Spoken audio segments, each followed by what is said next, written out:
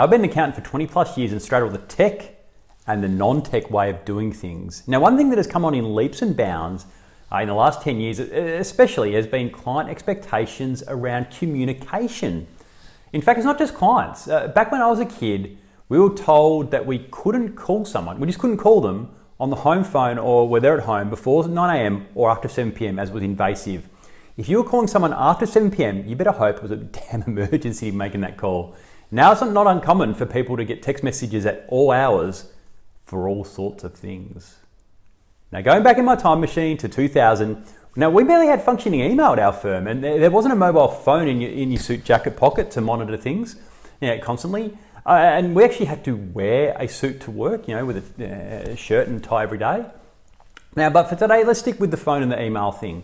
Like I said, there wasn't great email connectivity, there wasn't mobile phones, and the vast majority of clients would either call through reception and be put through to you to talk to, or they'd come in to see us in the office as accountants. Now, fast forward a few years and along came the BlackBerry. Yeah, do you remember them?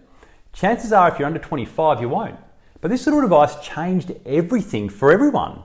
Now, work emails could be routed to it, and its cute little QWERTY keyboard was pretty good at typing out a response no matter the time or the place.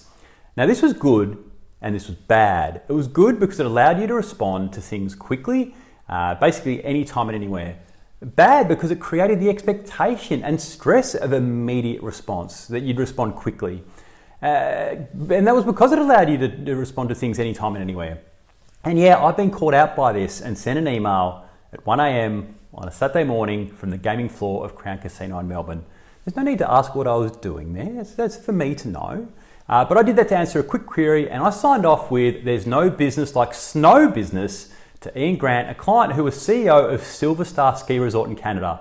Now, luckily, Ian thought it was pretty amusing, I think, and we had a pretty good relationship the way we worked together. But this just illustrated that data on phones meant that clients could contact us whenever they wanted, rather than relying on the old landline phone routed through a receptionist or reception and maybe through a PA as well.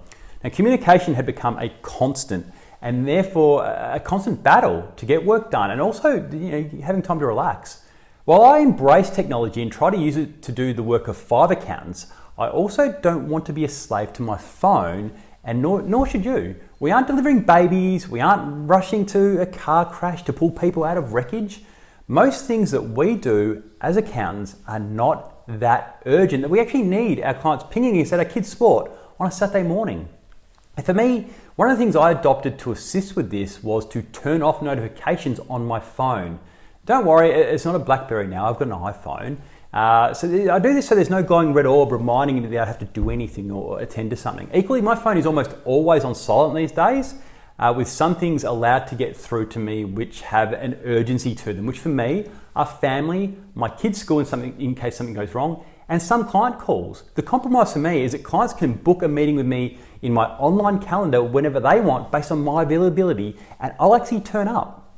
To go in further for me on the phone thing, I've been strongly considering getting a dumb phone, which is no emails and no internet, for between 5 p.m. on Friday and 9 a.m. on Monday, because then there is no way I could email a client at 1 a.m. on Saturday morning. And any answer that I'm actually giving a client at some point will have much more thought put into it when I do respond. I'm Kane Munro, and if there's anything else you'd like me to cover about accountancy firms or practice, please drop me a line. You can check out my current experience in my LinkedIn profile, what I do in outsourcing at my outsourcing website, activeoutsourcing.com.au. I'll be back with another topic on accountancy practice, and maybe some stories from my past. I'll be back with them soon.